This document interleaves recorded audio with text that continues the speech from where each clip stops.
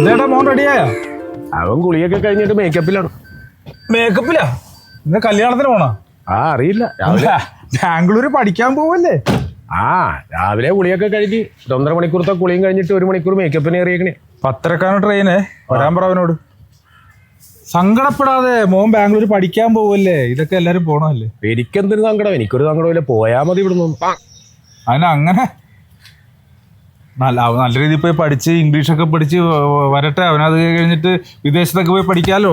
A+ കിട്ടിയാൽ മതിയായിരുന്നു 10ാം class. പക്ഷെ അതിലൊന്നും കാര്യമില്ല. ഇപ്പൊ അവന് പോകാൻ മനസ്സ് തോന്നില്ല കേട്ടാ. നല്ല കാര്യല്ലേ. ഇംഗ്ലീഷാണ് ഇപ്പൊ കംപ്ലീറ്റ്. പറയോ? തൈര് മേടിച്ചിട്ട് ഞാൻ പറഞ്ഞു, തൈര് കാണാത്ത പോലെ വാട്ട് ഇസ് ദിസ് എന്ന്. ഞാൻ പറഞ്ഞു this is thairu. What is the meaning of thairu എന്ന് എൻ്റെ അടുത്ത്. അപ്പൊ എന്ത് പറഞ്ഞു? ഞാൻ പറഞ്ഞു milk sleep at night and become morning tight. ചമ്മിപ്പോയാ. അത് കൊള്ളാല്ല. അവനെ വിളിക്ക് പോകാൻ സമയമായി. എത്ര നേരം കൊണ്ട് ഞാൻ കിടന്ന് വിളിക്കണത്? വരണ്ടേ ഇത്? പിന്നെ അവിടെ കൊണ്ട് ഇറക്കുന്നീ റെയിൽവേ സ്റ്റേഷനിൽ. എടി കേറാൻ നോക്കടി മണി. നമുക്ക് വേണ്ടി ട്രെയിൻ കാത്ത് കിടക്കൂല. അതിനകത്ത് കയറിപ്പോണം. പിന്നെ ഈ മോങ്ങല് കണ്ടാത്തൊന്നും അവനെ ജയിലിലേക്ക് പോണേ. എന്തിനാണ് കിടന്ന് കരയണത് മോങ്ങണത്? ഞാൻ പോയിച്ചേരാമേ. നീ എന്നെക്കാൾ കൂടുതൽ ആദ്യം അച്ഛനോട് യാത്ര പറയേണ്ടത്. എന്നെക്കാളും അച്ഛനോടാ പൊട്ടി നിക്കണത്. അതെ ഞാൻ പോയിച്ചേരാം. പോയിട്ട് വാ, നന്നായിട്ട് വന്നാ മതി. പോവാൻ നോക്കും. എന്റെ മോനെ, നീ അവിടെ ചെന്ന് കഴിഞ്ഞിട്ടുണ്ടെങ്കിൽ രാത്രി ഒരുപോലെ ഈ മൊബൈലിൽ നോക്കിയിരുന്ന് ഉറക്കം നിന്ന് കണ്ണു കുഴിക്കരുത്. ഞാൻ നോക്കത്തൊന്നുമില്ല, ഞാൻ നോക്കിക്കോളാം, കുഴപ്പമൊന്നുമില്ല. കൃത്യമായിട്ട് മരുന്നൊക്കെ കഴിക്കണം. മരുന്ന് തീർന്ന ഉടനെ എന്നെ അറിയിക്കണം, ഞാൻ അങ്ങോട്ട് അയച്ചു തരാം. ഞാൻ കഴിച്ചോളാം, ഞാൻ കൊച്ചു കുഞ്ഞൊന്നും അല്ലല്ലോ, ഞാൻ കഴിച്ചോളാം. മരുന്ന് എടുത്താ ഇപ്പോ? മരുന്നൊക്കെ എടുത്തിട്ടുണ്ട്. പിന്നെ 2 ദിവസം അവധി കിട്ടുമ്പോൾ അമ്മേനെ ഉടനെ വിളിച്ചു പറയണം, അച്ഛൻ്റെ അക്കൗണ്ടിൽ നിന്ന് പൈസ എടുത്ത് അമ്മ വേഗം ഫ്ലൈറ്റ് ടിക്കറ്റ് അങ്ങോട്ട് അയച്ചു തരാൻ കിട്ടും. പറഞ്ഞോളാം. എന്തിനാണ് ഫ്ലൈറ്റ് ടിക്കറ്റ്? ആകെ 2 ദിവസം ഗ്യാപ്പ് കിട്ടുമ്പോൾ അവിടെ എടുത്ത് നിൽക്കട്ടെ. ഈ കാശും ചെലവാക്കി ഇങ്ങോട്ട് വന്നിട്ട് എന്ത് ചെയ്യാനാണത്? ഇടയ്ക്കൊക്കെ വന്ന് എന്നെ ഒന്ന് കാണാൻ പാടില്ലേ? 3-4 കൊല്ലത്തേക്ക് എന്റെ കൊച്ചു പഠിക്കാൻ പോകല്ലേ. നീ എന്നാണ് ഇങ്ങനെ വന്ന് അങ്ങോട്ട് കണ്ടിട്ട് പോകാൻ പ്രതിഷ്ഠയെ? അറിയാതെ ഇത് മോൻ പഠിക്കാൻ പോവല്ലേ? പൈസ ഇല്ലാതെ വന്ന അമ്മനെ വിളിച്ചാൽ മതി, അച്ഛൻ്റെ അക്കൗണ്ടിൽ നിന്ന് അമ്മ ഇടിച്ചു തരാൻ കിട്ടും. പിന്നെ അച്ഛൻ ബാങ്കല്ലേ അക്കൗണ്ട് ഇങ്ങനെ വായിച്ചു കൊടുക്കാൻ? ഒന്നും മിണ്ടാതിരിക്കാവോ? എന്റെ കൊച്ചി വീട്ടിൽ നിന്ന് പോകുമ്പോ എന്റെ വീട് ഉറങ്ങിപ്പോകും. ഞാനിനി എങ്ങനെ ഇത്തിരി ഭക്ഷണം മനസമാധാനത്തെ കഴിക്കും? എന്റെ കൊച്ചി കഴിച്ചാ ഇല്ല എന്നൊക്കെ അറിയാൻ പാടില്ലാതെ ചങ്ക് പൊട്ടി നിൽക്കുകയാണ് ഞാൻ. അവൻ ഇവിടെ കിടന്നുറങ്ങുമ്പോഴും നീ ഭക്ഷണം കഴിക്കണത്, നീ കിടന്നുറങ്ങണത് ഞാൻ കണ്ടിട്ടുള്ള ആളാ. പിന്നെ അവനിവിടെ നിന്ന് ഇറങ്ങിപ്പോയാൽ കൂടിയില്ല ഉറക്കില്ല എന്ന് പറഞ്ഞിട്ട് എന്താ കാര്യം? ചേട്ടാ, ഒരു അമ്മയുടെ സങ്കടം മനസ്സിലാക്കുക. എന്ത് സങ്കടം? അവളെ വർത്താനം കേട്ട് കഴിഞ്ഞാൽ അതാണ്ട് ഇവിടെ കരച്ചിലാടുമ്പോൾ എനിക്ക് ചിരിയാണ് വന്നത്. അല്ല, അതിൽ നമ്മൾ പറഞ്ഞിട്ട് കാര്യമില്ല. പിള്ളേര് പഠിക്കുമ്പോൾ അമ്മയ്ക്കൊരു ഇവര് തമ്മിലൊരു ബന്ധം ഉണ്ടല്ലോ ചേട്ടാ, അതാണ്. എന്റെ കുഞ്ഞ് പഠിച്ച് മിടുക്കനായിട്ട് റാങ്കോട് വന്നം കേട്ടോ. ഗ്യാങ്ങുമായിട്ട് ഇങ്ങോട്ട് വന്നിട്ട് എന്തിനാണ്? അവർക്ക് കൂടി ഞാൻ ചെലവിന് കൊടുക്കാൻ.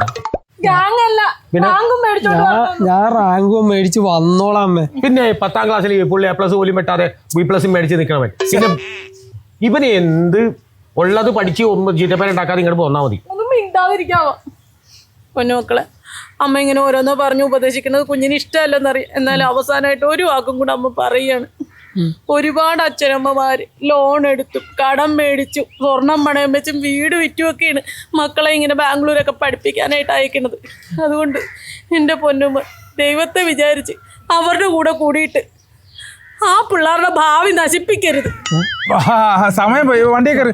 ഇങ്ങനെ ട്രെയിന് സമയമായി ചേട്ടാ, പോയിട്ട് വരാം കേട്ടോ.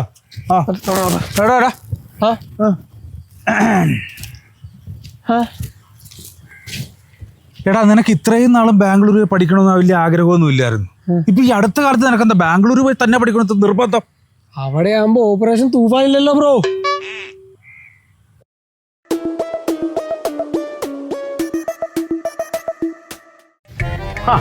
ഇവിടെ വന്നിരിക്കണ നമ്മുടെ മെസ്സിയുടെ ഫ്ലെക്സും ഒക്കെ ഉണ്ട്.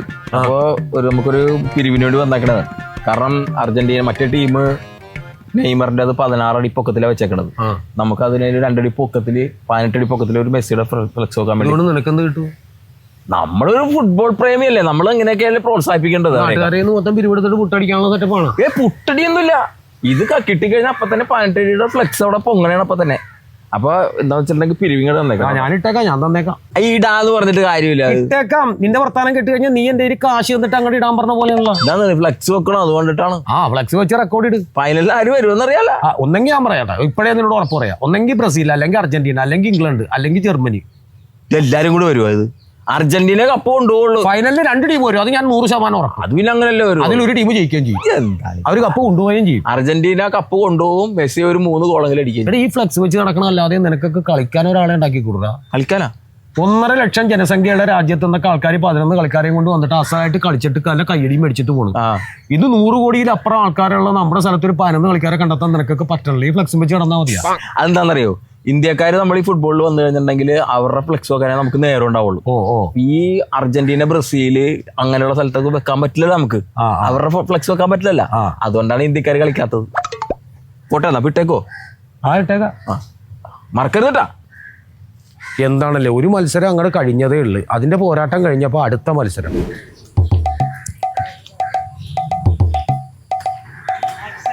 ഹലോ. എടാ നീയാ, ഇതെന്താ ഇവിടെ നിക്കണം? ചുമ്മാ അങ്ങനെ നിൽക്കണം. വണ്ടി കുറച്ച് ദിവസമായിട്ട് ഓടണില്ല. എവിടെ പോകണം? ഞാൻ എന്തേ ഒന്ന് നാത്തൂനെ കാണാൻ പോയിരുന്നു.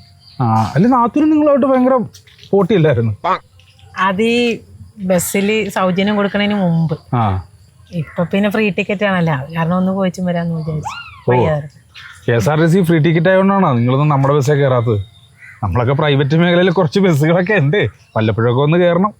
എടാ ഇറക്കാം, ഞങ്ങൾക്ക് ഫ്രീ ടിക്കറ്റ് കിട്ടുമ്പോൾ ഞങ്ങൾ എന്തിനാണ് കാശ് മുടക്കി ടിക്കറ്റ് എടുത്ത് പ്രൈവറ്റ് ബസ്സേ കയറണത്? ഞാനൊരു കാര്യം ചോദിക്കട്ടെ, നിങ്ങൾ പെണ്ണുങ്ങൾ ഞങ്ങളുടെ പ്രൈവറ്റ് ബസ്സാണ് കാത്തു നിൽക്കണമെങ്കിൽ നിങ്ങൾ നിൽക്കണ സ്പോട്ടിൽ കൊണ്ട് ഞങ്ങൾ ബസ് നിർത്തി തരും.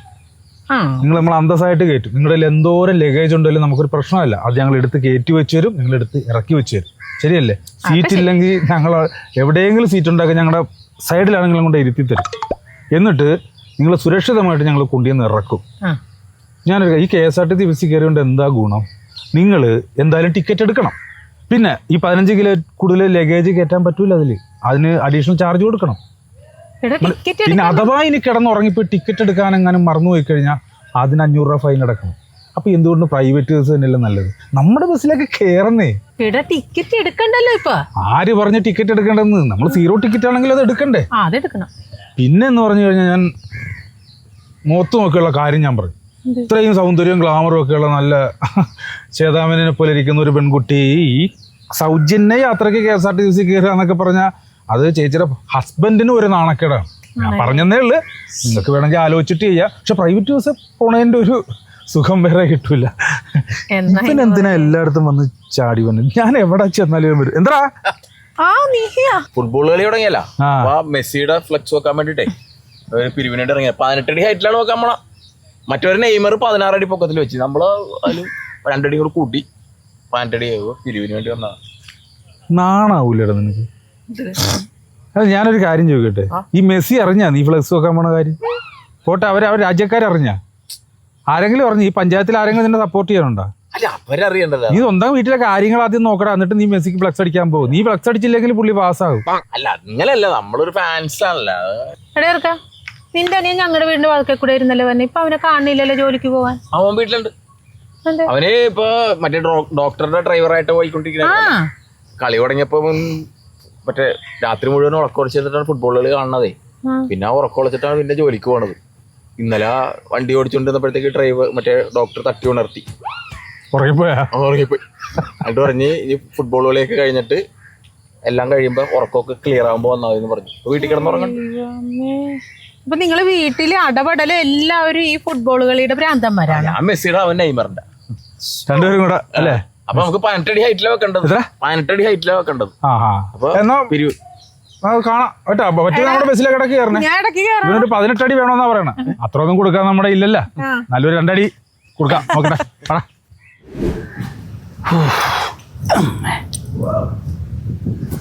അയ്യോ, ഇവിടെ ഉണ്ടായിരുന്ന ഞാൻ വെറുതെ ഇങ്ങനെ ഇടയ്ക്ക് ഇങ്ങനെ ഒന്ന് കാറ്റ് കൊള്ളാനിരിക്കാം. പിന്നെ എല്ലാരും കാണുകയും ചെയ്യണ്ട. പൊതുജനത്തിന്റെ അഭിപ്രായങ്ങൾ. ബഡ്ജറ്റ് ഒക്കെ എങ്ങനെയുണ്ട്? ബഡ്ജറ്റ് 200 രൂപ ഉണ്ട്. ഇനിയിപ്പോ ഒരുത്തരം കൂടി കിട്ടിയിട്ട് വേണം ഒരു 500 രൂപ 550 രൂപ ചൊറം ചെറുത് മേടിക്കാം. കള്ളടിക്കുന്ന കാര്യമല്ലേ ചോദിച്ചത്. കേരള ബഡ്ജറ്റ് എങ്ങനെ ഉണ്ടായിരുന്ന? അവതരണം തകർത്തില്ലേ? തകർത്ത് തരിപ്പടമാക്കി കളഞ്ഞില്ലേ? നല്ല പ്രസംഗമൊക്കെ ആയിരുന്നു. ആർക്കാ ഗുണം കിട്ടിയേ? തീരദേശത്തുള്ളവർക്ക് ഗുണം കിട്ടി. പിന്നെ കുറെ കർഷകർക്ക് ഗുണം കിട്ടി. അവർക്ക് 2 പേർക്കും ഗുണം കിട്ടിയില്ലേ? നമ്മളെ പോലുള്ള മധ്യവർക്കാർക്ക് എന്തെങ്കിലും ഗുണം കിട്ടിയോ? വീര്യം കുറഞ്ഞ മദ്യം മറ്റേ നികുതി കുറച്ച് വെക്കുന്നില്ലേ? അത് ശരിയാ.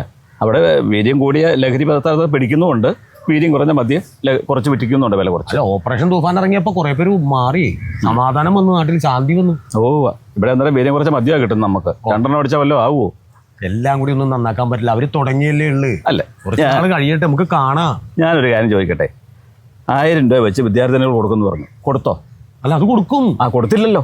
സ്ത്രീ സുരക്ഷ എവിടെയാ? സ്ത്രീ സുരക്ഷ 2000 രൂപ പെൻഷൻ ഉണ്ടായിരുന്നു, ഒരു 100 രൂപ എങ്കിലും കൂട്ടിയോ? 100 രൂപയൊക്കെ കൂട്ടുന്നത് വെറുതെ ചീപ്പ് കേസല്ലേ. ഒറ്റയടിക്ക് ഒരു 1000 രൂപ അങ്ങോട്ട് കൂട്ടിക്കഴിഞ്ഞാൽ നമ്മൾ ഈ പറഞ്ഞതൊക്കെ തിരിച്ചെടുക്കും. എടുത്തില്ലല്ലോ, കൂട്ടിയില്ലല്ലോ. കൂട്ടും അത്. എന്ന് കൂട്ടാനാ? ഒരു മാസം അങ്ങോട്ട് കയറിയല്ലോ, അപ്പൊ തന്നെ അങ്ങോട്ട് കൂട്ടിത്തരും. ഈ പ്രിയദർശനെ കുറിച്ച് എന്താ അഭിപ്രായം? എനിക്ക് നല്ല അഭിപ്രായമാണ്. എനിക്ക് കാണാൻ ആഗ്രഹമുള്ള ഒരാളാണ്. കാര്യം എന്ന് വെച്ചിട്ടുണ്ടെങ്കിൽ പുള്ളിയുടെ മിന്നാരവും ചിത്രവും ആ മറ്റേ താളവട്ടവും, അത് കൂടാതെ മരക്കാർ മാത്രമേ ഒരു ഇതിൽ താഴെ പോയുള്ളൂ, ബാക്കി ഒപ്പൊക്കെ നല്ല ക്ലീൻ സാധനങ്ങളാണ്. അയ്യോ, സംവിധായം പ്രിയദർശനെ കുറിച്ചല്ല ഞാൻ ചോദിച്ചത്. ഈ സ്ത്രീകൾക്ക് സൗജന്യ യാത്ര KSRTC പ്രിയദർശിനി നല്ല ഇട്ടിരിക്കും. പ്രിയദർശിനി. അതുപോലെ ആണുങ്ങൾക്ക് പ്രിയദർശൻ എന്നും പറഞ്ഞൊരു സൗജന്യ യാത്ര വേണേ തരാമെന്നല്ലേ? എന്തിനെന്ന് ആണുങ്ങൾക്ക്? പെണ്ണുങ്ങളല്ലേ യാത്ര ചെയ്യാൻ കുതിക്കണത്, അവരല്ലേ വീട്ടിലിരിക്കണത്, അവര് യാത്ര ചെയ്യട്ടെ. ചേട്ടാ, നമ്മൾ വോട്ട് ചെയ്തിട്ടല്ലേ ചേട്ടാ അവര് വിജയിച്ചത്? അവര് വോട്ട് ചെയ്ത് എല്ലാവരും വോട്ട് ചെയ്തിട്ടുണ്ട്. ഒരു ഗുണം കിട്ടി കേട്ടോ, പറയാതിരിക്കാൻ തരവില്ല. ഈ സ്ത്രീകള് രാവിലെ എണീറ്റ് സൗജന്യ യാത്ര പോകുമല്ലോ, അപ്പോൾ ആണുങ്ങൾ എന്താ ചെയ്യുന്നത്? ആണുങ്ങൾ ഒരു പെഗ് അടിക്കുന്നു, 2 പെഗ്ഗായി, അത് 1 ലിറ്ററായി, അങ്ങനെ 2-3 ലിറ്ററായി. അങ്ങനെ ആണുങ്ങൾ ഇപ്പോൾ വീട്ടിൽ നിന്ന് സുഖമായിട്ട് അടിച്ചുകൊണ്ടിരിക്കുക കൂട്ടും കൂടി. അപ്പോൾ ഈ കാശ് മുഴുവൻ എങ്ങോട്ടാണ് പോകുന്നത്? ബീവറേജിലേക്ക്. അപ്പം നമ്മൾ ഈ ബീവറേജിൽ കൊടുക്കുന്ന ലാഭം KSRTCയുടെ നഷ്ടം തീർക്കും. അതാണ് പൊളിറ്റിക്സ്. അറിയാവോ? വെറുതെ വോട്ടും കുത്തി അവിടെ ഇരുന്നു, ഒന്നും അറിയത്തുമില്ല. ബജറ്റ് നല്ലതായിരുന്നു. എന്ത് പണിയാണ് കാണിക്കുന്നത്? പൈസ ഇടാന്ന് പറഞ്ഞിട്ട് ഇത്ര സമയം. അത് എന്ത് മേടിക്കാനും? ഫ്ലാസ്ക് മേടിക്കാനും? പറയാൻ പറഞ്ഞുകൂടാ. മെസ്സിയുടെ ഫ്ലെക്സ് വെക്കാൻ വേണ്ടിട്ട് നെയ്മറിന്റെ ഫ്ലെക്സ് അവർ 16 അടി പൊക്കത്തിൽ വെച്ചിട്ടുണ്ട്. അപ്പൊ നമ്മള് മെസ്സിയുടെ 18 അടി പൊക്കത്തിൽ അവിടെ വെക്കണം.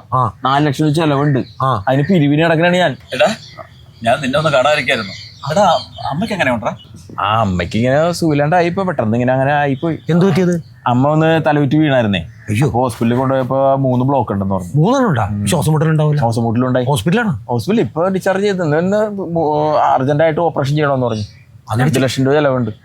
അയ്യോ, അതോ അർജന്റായിട്ട് ചെയ്യണമെന്ന് പറഞ്ഞാൽ ചെയ്യണം. അപ്പൊ മരുന്ന് തന്നിട്ടുണ്ട്, അത് ചെയ്താൽ മതി എന്ന് പറഞ്ഞു. അമ്മയ്ക്ക് വേണ്ടി പിരിവെടുക്കാൻ പറ്റായിരുന്നു. അമ്മയ്ക്ക് വേണ്ടി പിരിവെടുക്കാന്ന് വെച്ചാൽ ഇത് 4 വർഷം കൂടുമ്പോൾ തന്നെ കളിയാണല്ലോ ഫുട്ബോൾ കളി.